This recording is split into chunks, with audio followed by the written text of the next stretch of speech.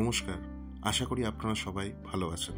আজকে নেতাজি জয়ন্তী, আমাদের ছুটি থাকে, তাই সকাল সকাল আমরা আর আমাদের কিছু প্রিয় বন্ধুরা মিলে বেরিয়ে পড়েছিলাম একটি নতুন জায়গার খোঁজে, একটি নতুন জায়গার উদ্দেশ্যে, যেখানে সারাটা দিন আমরা খুব ভালোভাবে কাটাতে পারি।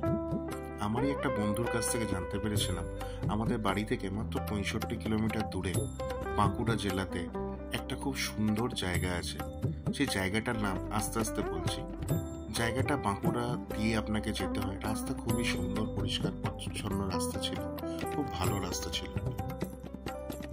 এবার আমরা মেন রোড ছেড়ে বর্গা ফরেস্টের দিকে ঢুকি।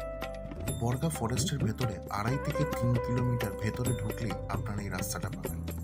চারিদিকে গাছপালা, তার মাঝখানে এই সুন্দর লাক্সারি রিসর্টটি। রিসর্টটির নাম হচ্ছে নিধিবন। খুবই সুন্দর রিসর্টটা। ঢুকতেই বাঁদিকে আপনারা দুটো মন্দির দেখতে পাবেন এবং সোজা দুপাশে প্রচুর ফুলের গাছ দিয়ে এই জায়গাটিকে সাজানো।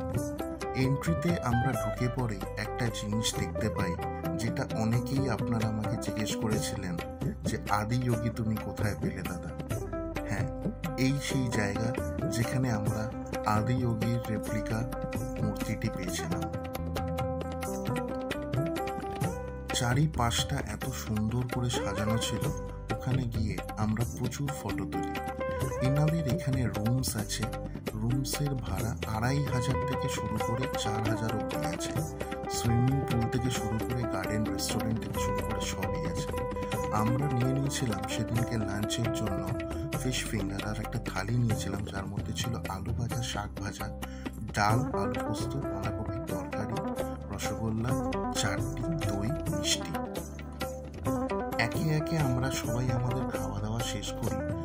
খাওয়া দাওয়া শেষ করতে খুবই ভালো লাগছিল, কারণ ওদের ওখানে যে রান্নাগুলোই হয়েছিল ম্যাক্সিমামটাই ওদের পেছনের চাষের জায়গা থেকে করা হয়েছিল।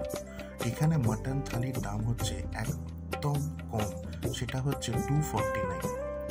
লাঞ্চ করে আমরা যখন বাইরে বেরিয়ে আসি, দেখি একটা সুন্দর ওরা একটা খাঁচার মধ্যে প্রচুর প্রচুর পাখি, কালো খরগোশ, টার্কি, অনেক কিছু ছিল, যেগুলো দেখে মনটা আমাদের খুবই ভালো হয়ে যাচ্ছিল। আর সব থেকে মজার ব্যাপার হচ্ছে ওরা এই পাখিগুলোকে বা পশুগুলোকে এত পরিষ্কার পরিচ্ছন্ন রেখেছে, এটা দেখে মনটা খুব ভালো হয়ে যাচ্ছিল। এই করতে করতে আমরা অনেকটা টাইম ওখানে স্পেন্ড করে বিকেলবেলা আস্তে আস্তে আবার বাড়ির জন্য ফিরে আসি। একটা দিনকে খুব ভালোভাবে কাটানোর জন্য এটা একটা খুবই সুন্দর জায়গা।